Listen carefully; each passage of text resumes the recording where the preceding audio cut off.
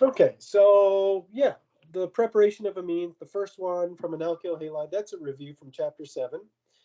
Then this would be a review from the carboxylic acids chapter, carboxylic acids and their derivatives. So this would be a review from chapter 20. This is a chapter 20 thing. Then the next one is where we do a nitration followed by a reduction. That would be a review from chapter 18, the section or the chapter on electrophilic aromatic substitution. The only thing that was new here was instead of using iron, zinc, or tin, we can also use tin 2 chloride, which is a really mild way to reduce a nitro group to an amine. Then this is brand new in chapter 22, both of these, the azide synthesis using sodium azide or the Gabriel synthesis using phthalimide. So this is called phthalimide.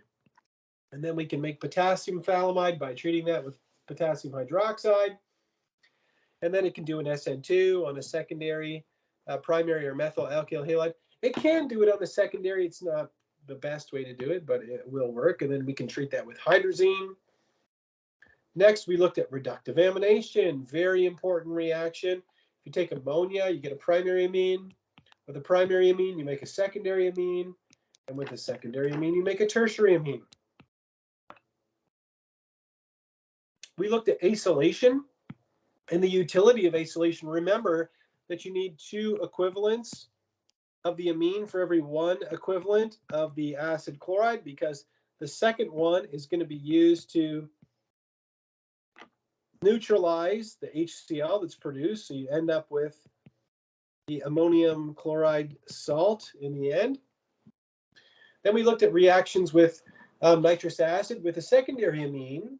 So with a secondary amine, we end up making an N-nitrosamine, which is really just nothing more than a carcinogen. So that's not all that useful.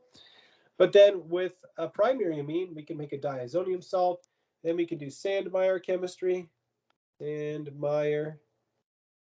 I guess I should capitalize Sandmeyer to make Dr. Sandmeyer happy.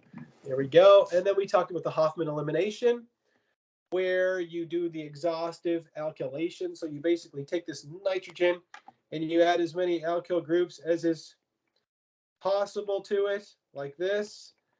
And then you have the iodide. Then when you put it in aqueous silver oxide, you swap out the iodide for a hydroxide. So then you have this, okay, and the silver iodide precipitates. And then you can rip off proton to make the Hoffman alkene like this. So you end up with this product over here. Then we talked about the Sandmeyer reactions using copper 1 bromide, chloride, iodide, or copper 1 cyanide to install a bromo, chloro, iodo, or a nitrile. And we talked about the CHEM reaction. So that's using fluoroboric acid to install a fluorine. Then we talked about what? We talked about treatment with water to make a phenol. And I mentioned this before, there's not that many ways that we know how to make a phenol. And then hypophosphorus acid can be used to just install a proton. And then we talked about diazonium salts. So these ones we just discussed.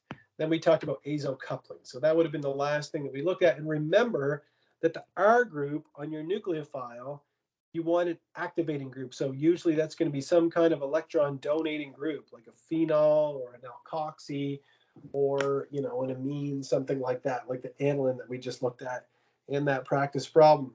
And that covers the entire chapter from soup to nuts. We did a bunch of Sandmeyer practice.